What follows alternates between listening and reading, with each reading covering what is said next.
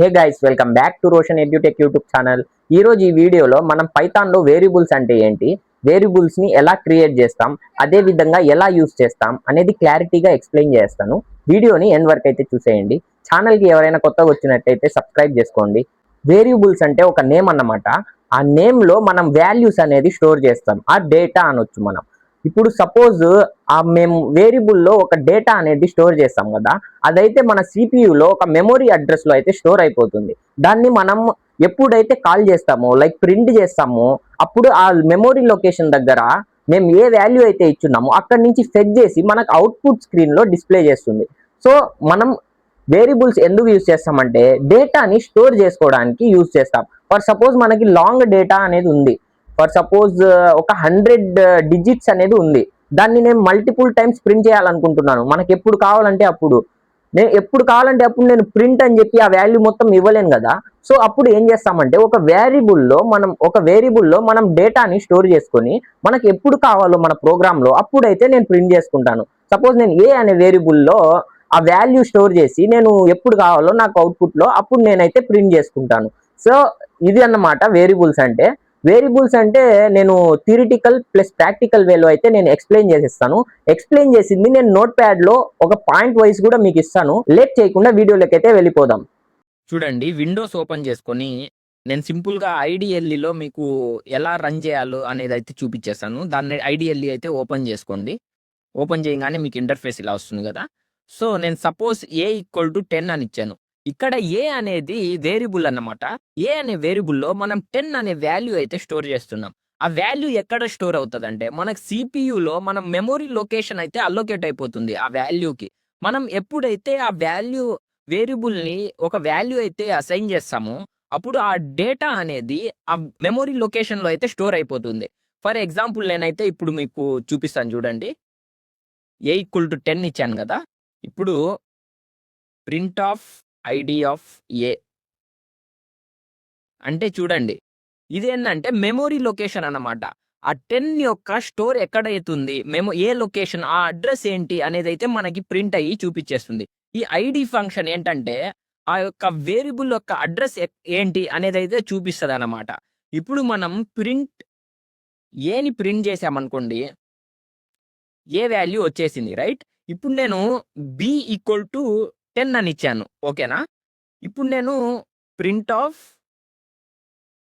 ID of A comma ID of B అని ఇచ్చాను, ఓకేనా.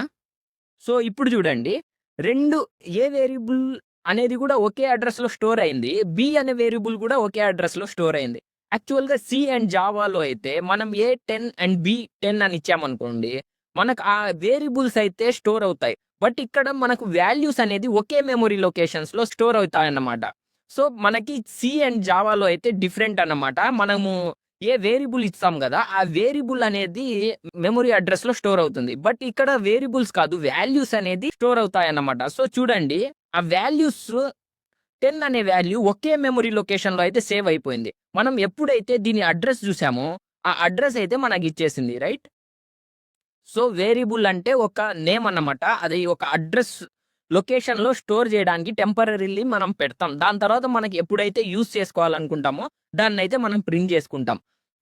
అండ్ నెక్స్ట్ వచ్చేసి వేరియబుల్స్ యూజ్ చేయడానికి కొన్ని రూల్స్ అయితే ఉన్నాయండి. ఆ రూల్స్ అయితే నేను ఇప్పుడు చెప్పేస్తాను. ఫస్ట్ వచ్చేసి నేను సపోజ్ ఏ1 ఈక్వల్ టు 20 అని ఇచ్చాను, ఓకేనా.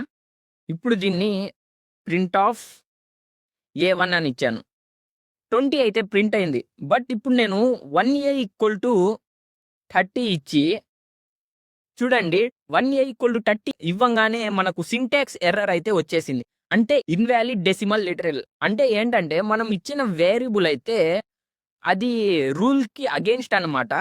First digit should be alphabet అనమాట. ఇదైతే గుర్తుపెట్టుకోండి. ఎప్పుడైనా మీరు వేరియబుల్స్ యూస్ చేసేటప్పుడు వేరియబుల్స్ అయితే ఫస్ట్ డిజిట్ వచ్చేసి ఆల్ఫాబెటే యూస్ చేయాలి. ఇంకా మిగతాది ఏమైనా యూస్ చేస్తే వ్యాలిడ్ వేరియబుల్ కాదనమాట. సో ఇప్పుడు చూడండి, ఏ అండర్ స్కోర్ 1 ఈక్వల్ టు 40 అని ఇచ్చాను, ఓకేనా. ఇప్పుడు దీన్ని ప్రింట్ చేద్దాం అనుకుంటున్నాను, ఏ అండర్ స్కోర్ 1, ఓకేనా. ఇప్పుడు చూడండి, ఇదైతే రన్ అయిపోతుంది. అంటే మనం ఫస్ట్ లెటర్ అయితే ఏదైనా డిజిటే యూస్ చేయాలి. ఇక్కడ మనకి ఇప్పుడు చూడండి _a ఈక్వల్ టు 50 అని ఇచ్చాను. ఓకేనా? ప్రింట్ ఆఫ్ _a అని ఇచ్చాను. ఇప్పుడు చూడండి మనకి ఏదైనా సరే ఎప్పుడైనా వేరియబుల్ యూజ్ చేసేటప్పుడు డిజిట్స్ ఆర్ అండర్‌స్కోర్ అయితే యూజ్ చేయాలి. మనకి ఆల్మోస్ట్ మనం డిజిట్స్ యూజ్ చేస్తేనే బెటర్. సో, సపోజ్ నేను ఇంకో ఎగ్జాంపుల్ అయితే ఇచ్చేస్తున్నాను. a_1 equal to 10. సేమ్ ఇప్పుడైతే ప్రింట్ చేయండి. Print of a_1.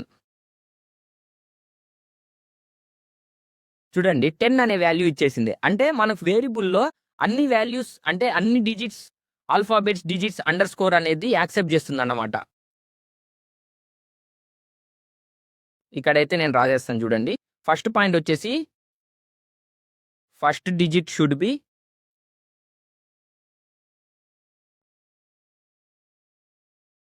Alphabet. And second point వచ్చేసి combination of alphabets, digits and underscore. అంటే మనం ఒక కాంబినేషన్స్‌లో అయినా యూజ్ చేసుకోవచ్చు alphabets, digits and underscore. But first digit మాత్రం ఆల్ఫాబెట్ అయి ఉండాలి. మీకు ఇది అర్థమైంది అనుకుంటున్నాను. నెక్స్ట్ వచ్చేసి ఇప్పుడు సపోజ్ నేను ఆ వేరియబుల్ a ఈక్వల్ టు 100 అని ఇచ్చాను. ఓకేనా? ఇప్పుడు నేను ప్రింట్ చేద్దాం అనుకుంటున్నాను ఆ ఏని. దాన్ని నేను డబుల్ కోట్స్ ఆర్ సింగిల్ కోట్స్‌లో నేనైతే ఇచ్చాననుకోండి. ఇప్పుడు చూడండి ఏ అని ఒక్కటే ఇచ్చింది. ఎందుకంటే మనం వేరియబుల్ యూజ్ చేసేటప్పుడు దాంట్లో డబుల్ కొటేషన్స్ అనేది యూజ్ చేయకూడదు. అదే విధంగా నేను ఏ అని ఇచ్చాను కదా! ఇప్పుడు నేను క్యాప్ ఏ అని ఇచ్చాను. సో, ఇక్కడ చూడండి ఇది కూడా ఎర్రర్. ఎందుకంటే మనం ఇది పైథాన్ అనేది సేస్ సెన్సిటివ్ అన్నమాట. వేరియబుల్స్ అనేది మనం ఏదైతే యూజ్ చేస్తామో సేమ్ యాజ్ ఇట్ ఈజ్ అదే అయితే మనం ఇవ్వాలి. సో, అందుకని చెప్పి ఇక్కడ చూడండి డబుల్ కోట్స్ అంటే స్ట్రింగ్స్ అంటే ఏం లేదండి. నేను నెక్స్ట్ వచ్చే వీడియోస్‌లో స్ట్రింగ్స్ గురించి అయితే నేను ఎక్స్‌ప్లెయిన్ చేస్తాను. ప్రెజెంట్ దీని గురించి అర్థం చేసుకోండి. వేరియబుల్స్ అంటే ఏంటి? ఎందుకు యూజ్ చేస్తాం అంటే, సో, ఇక్కడ చూసారు కదా! మనం ఎప్పుడైతే డబుల్ కోట్స్ పెట్టేసామో, మనం డబుల్ కోట్స్‌లో ఏదైతే రాసామో అదైతే ప్రింట్ అయిపోతుంది. సో, నెక్స్ట్ వచ్చేసి అండ్ దీంతో మనకేం అర్థమైందంటే, మనం స్పెషల్ సింబల్స్ అసలు యూజ్ చేయకూడదు. For example a@1 equal to 20 అని ఇచ్చాను. సేమ్ నేను ప్రింట్ చేద్దాం అనుకుంటున్నాను. దానికోసం a@20 అనేసి. చూసారు కదా! సింటాక్స్ ఎర్రర్ అని వచ్చేసింది. ఎందుకంటే ఇక్కడ మనకి స్పెషల్ క్యారెక్టర్స్ అనేది యూజ్ అవ్వవు. ఇక్కడ నేను రాసేసాను థర్డ్ పాయింట్.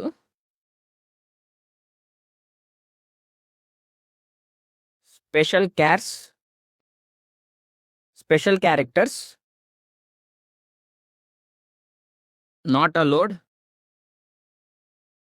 Except underscore. ఒక అండర్‌స్కోర్ తప్ప మిగతాయి ఏవి కూడా మనం యూజ్ చేయడానికి వీల్లేదు వేరియబుల్స్‌లో. ఒక అండర్‌స్కోర్ తప్ప ఇంకేది యూజ్ చేయకూడదు స్పెషల్ క్యారెక్టర్స్‌లో. హోప్ మీకు వేరియబుల్స్ అంటే ఏంటి? ఎలా క్రియేట్ చేయాలి? అదే విధంగా ఎలా యూజ్ చేయాలి? అనేదైతే అర్థమైందనుకుంటున్నాను. వీడియో నచ్చినట్టయితే లైక్ చేయండి.